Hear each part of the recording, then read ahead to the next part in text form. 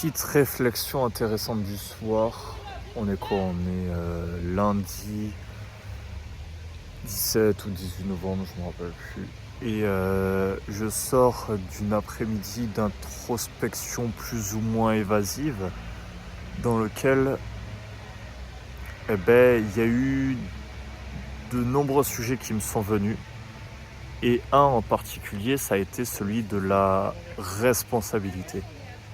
Et celui de la responsabilité, en réalité, il rythme nos vies. En fait, on se sent tous et toutes coupables, en fait, de certaines choses. Surtout une société occidentale qui est quasiment basée sur ça. On est basé sur la culpabilité d'avoir fait des choses horribles. Et surtout à notre époque où nos parents nous culpabilisent, l'école nous culpabilise, les gens autour de nous culpabilisent aussi. Quand on baigne forcément dans un environnement qui nous est culpabilisant.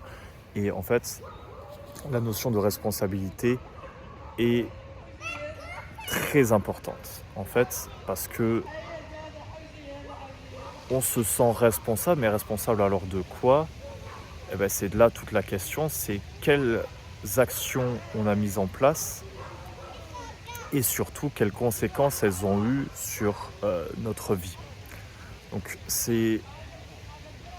En fait, je cherchais toujours une notion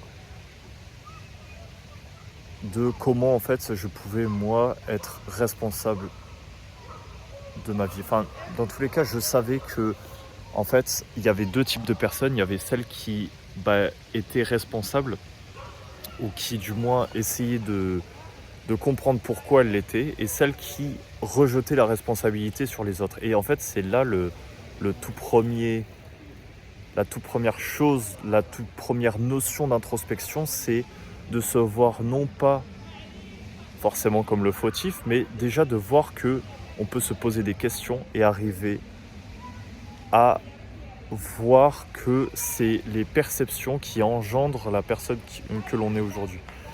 Et c'est la remise en question en fait. Et la remise en question en fait, tout le monde peut l'avoir à un moment donné. Tout le monde peut l'avoir. Après, en fait, c'est une question aussi d'espoir. C'est que l'espoir fait vivre et que l'espoir est vraiment un terreau fertile parce que derrière, on ne va pas entreprendre des actions sans espoir et que même s'il y a de l'espoir, il y a de l'action à un moment donné. Et que, en fait, l'espoir, c'est quoi? C'est avoir l'espoir qu'un jour, la problématique qu'on rencontre, on va dire de manière intempestive, très actuelle, va être du jour au lendemain plus le cas. Ça va être plus le cas. On va plus avoir de réaction comme ça.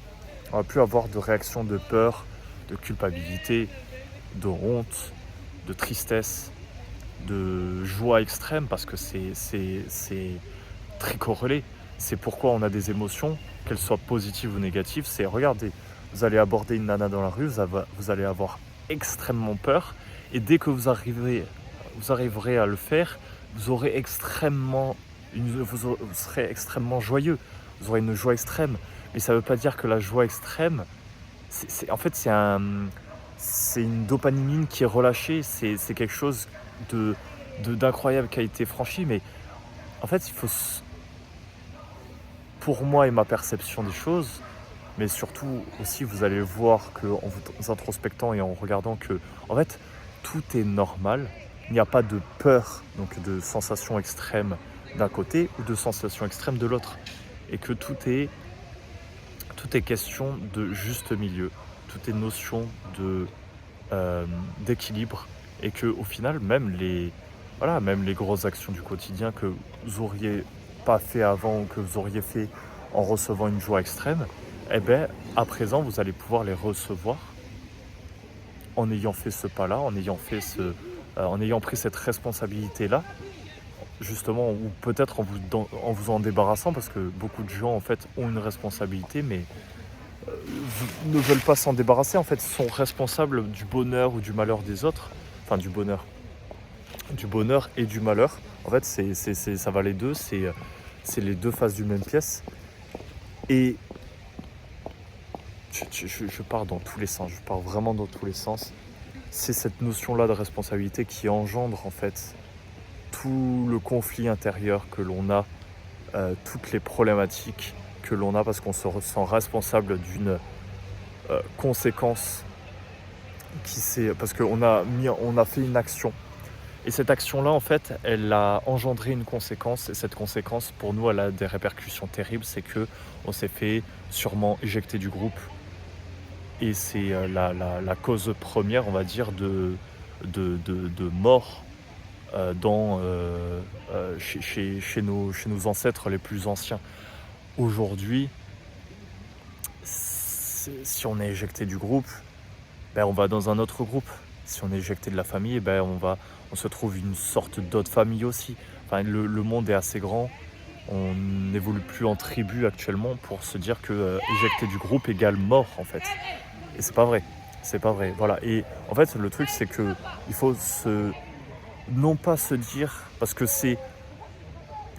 ma pensée évolue au fil du temps, mais il faut pas se dire que il faut anéantir cette éjection du groupe parce que c'est nos gènes les plus profonds et si on enlève nos gènes les plus profonds, déjà est-ce que c'est possible de le faire et puis ensuite est-ce que c'est nécessaire de le faire? Je pense pas, mais il faut plutôt se concentrer sur les choses dont on a le plus ou moins le contrôle, dont on a vraiment la notion de putain en fait c'était à cause de, je sais pas, c'est pas forcément à cause, mais en gros c'est de mes parents que ça vient, et non pas de justement tel ou tel ancêtre qui se disait putain les tigres à dents de sabre, bon c'est dangereux, même si je crois qu'on n'était pas forcément très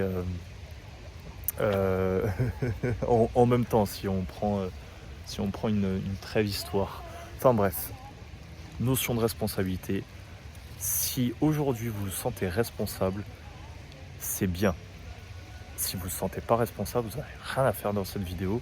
Mais si vous vous sentez responsable, c'est que vous vous posez des questions. Et il faut voir en fait de pourquoi vous vous sentez responsable. En fait, quelles ont été les conséquences, quelles ont été les actions et quelles conséquences ça a mené en fait. Et en fait, en faisant ce travail-là, en commençant à faire ce travail-là, vous allez commencer à guérir tout simplement.